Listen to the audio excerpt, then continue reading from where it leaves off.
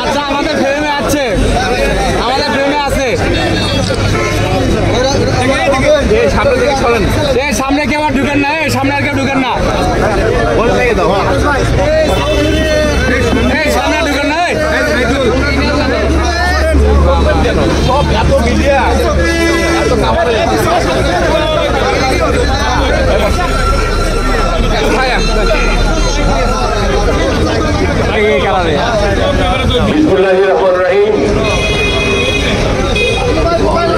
আজকে ঢাকা বগুড়া হাইওয়ে অবস্থিত আমাদের ঐতিহাসিক শেরপুর উপজেলায় আজকে এই হাইওয়ের উপরে আমরা দেখি মানববন্ধন।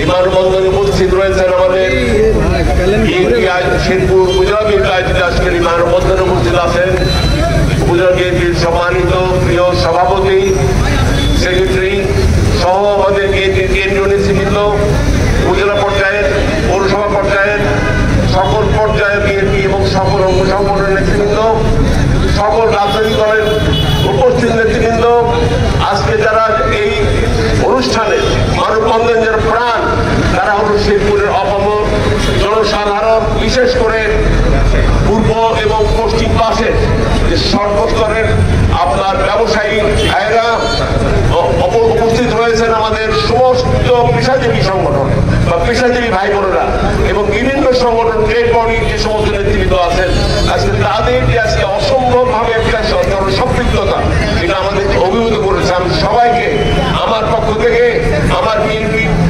নেতা তারেক রহমানের পক্ষ থেকে এবং খালেদার পক্ষ থেকে আমাদের শুভেচ্ছা জানাই।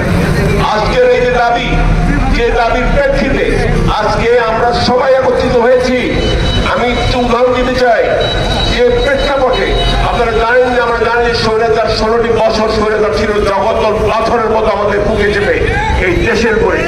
আজকে সেই পাথর সরে গেছে এবং এই পাথর সরেতে আজকে আমরা মুক্ত বিহঙ্গে এবং মুক্ত মনে আজকে স্বাধীনভাবে কথা বলতে পারছি।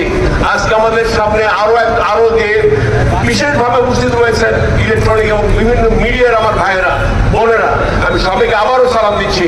এবং আজকে এই প্রেক্ষাপট যেটা, এই প্রেক্ষাপট হলো যে শেরপুরে আপনার 3 লক্ষাধিক মানুষের বিচরণ, একই সাথে এখানে আমরা আপনারা জানেন যে শেরপুরের পূর্ব এবং পশ্চিম পাশে অবস্থানকারী সমস্ত আপনার ব্যবসায়িক প্রতিষ্ঠান বা বাড়িঘর, অফিস আদালত, হাসপাতাল, উপজেলা অফিস, পৌর অফিস, স্বাস্থ্য অফিস, সমস্ত অফিস আদালত, ব্যবসা প্রতিষ্ঠান, মাঝখানে আমাদের এই যে ডিভাইডার হয়ে এটা বিভাজিত হয়ে গেছে এবং এই যে রাস্তা হয়েছে 4 লেন, আপনারা জানেন এই 4 লেনের উপকার এবং জনক্ষেত্রের জন্যই তো আজকের আমাদের এই ছিল, একটু পরিকল্পনা ছিল এবং সেই পরিকল্পনা যেটা হয়েছে যে ভালো করতে গিয়ে মন্দ হয়ে গেছে এবং একটা সুবিধাবাদী গোষ্ঠী, সম্ভবত আমরা বিশ্বাস করি তারা বিগত সরকারের সময় এই বিষয়টি যেটা অর্থাৎ এখানে ফ্লাইওভারটা ছিল পরিকল্পনাই ছিল, প্ল্যানিং ছিল, আমি জানি, আমি জেনে বলছি যে এই পরিকল্পনা বাদ হয়ে গেছে। বাদ করার অর্থ কি আমরা জানি না, এর ফায়দা হয়তো কিছু সংখ্যক স্বার্থবাদী ব্যবসায়ী হতে পারে, এটা আমরা জানি না যে কেন হলো না। আজকে সেই প্রেক্ষিতে আমরা এই দাবি আমাদের এখানে 2 কিলোমিটার অন্তত পক্ষে ফ্লাইওভার এটা আমাদের মধ্যে হবে। আজকে আমরা মাননীয় উপদেষ্টা সড়ক পরিবহন তার কাছে আমরা আজকে আবেদন জানাচ্ছি এবং সেখানে আজকে বর্তমান সরকার কাছে আমরা আবেদন জানাচ্ছি যে সেখানে আমরা গুজরাট রিভাইভ অফিসের মাধ্যমে আমরা আজকে আমাদের সার্টিফিকেট প্রদান করব। আমি যে কথাটি বলছিলাম ভাইয়া আমার, যে জগদ্দল পাথরের মধ্যে 16টি বছর যারা আমাদের হারে বসেছিল, আজকে সেই সরকার স্বৈরাচার ফ্যাসিস্ট সরকারের বিদায়ের পরে আজকে বর্তমান যে অবস্থায় আছে সেটা কি অবস্থায়, এটা একটাই বিপ্লবের আন্দোলনের ফসল এবং আমাদের 16টি বছরের আন্দোলন তথা জুলাই আগস্টের আমাদের সন্তানেরা, আমাদের ছেলেরা যে বৈষম্য বিরোধী ছেলেরা যে আন্দোলন করেছে, চলতার একটা আন্দোলনের ফসল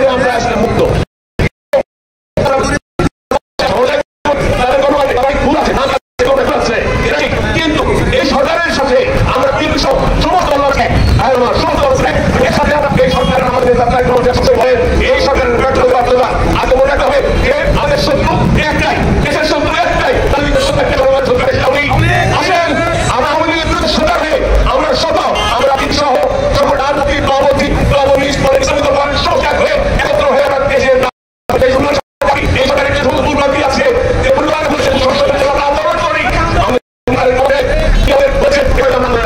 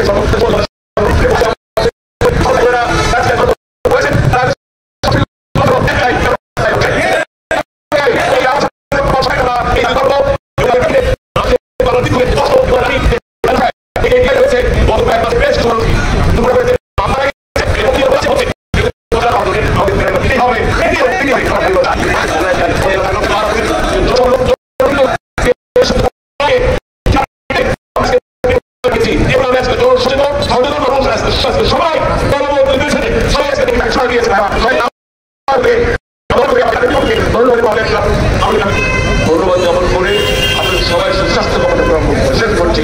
আসসালামু আলাইকুম।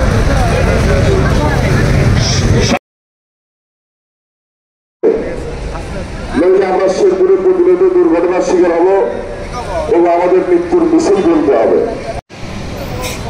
জেলা পরিষদে শেরপুরের সবার দাবি, শেরপুরের সকল শ্রেণীর মানুষের জন্য আমাদের এই ফ্লাইওভারটি প্রয়োজন।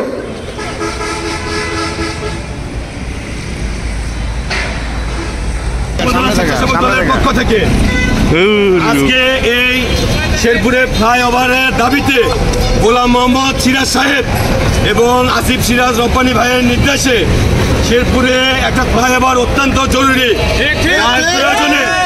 যার প্রয়োজনে শেরপুর উপজেলা স্বেচ্ছাসেবক দল, ছাত্র দল, যুব দল, মহিলা দল, তাঁতি দল, বিএনপি সহ শেরপুরবাসী সবার প্রাণের দাবি। আজকে এই দাবির মাধ্যমে অতি তাড়াতাড়ি আমাদের শেরপুরের একটা ফ্লাইওভার যাতে নির্মাণ হয়, এজন্য আমরা প্রশাসনের দৃষ্টি আকর্ষণ করছি। আজকে যারা এখানে এসেছে তাদেরকে সবাইকে শেরপুর উপজেলা স্বেচ্ছাসেবক দলের পক্ষ থেকে আন্তরিক ধন্যবাদ এবং মোবারকবাদ জানাই। যেহেতু শেরপুর উপজেলা স্বেচ্ছাসেবক দলের লক্ষ্য হচ্ছে প্রোগ্রাম সফল করা, যেহেতু প্রোগ্রাম শেষ না হওয়া পর্যন্ত সবাই মানববন্ধনে দাঁড়িয়ে থাকবে ইনশাল্লাহ।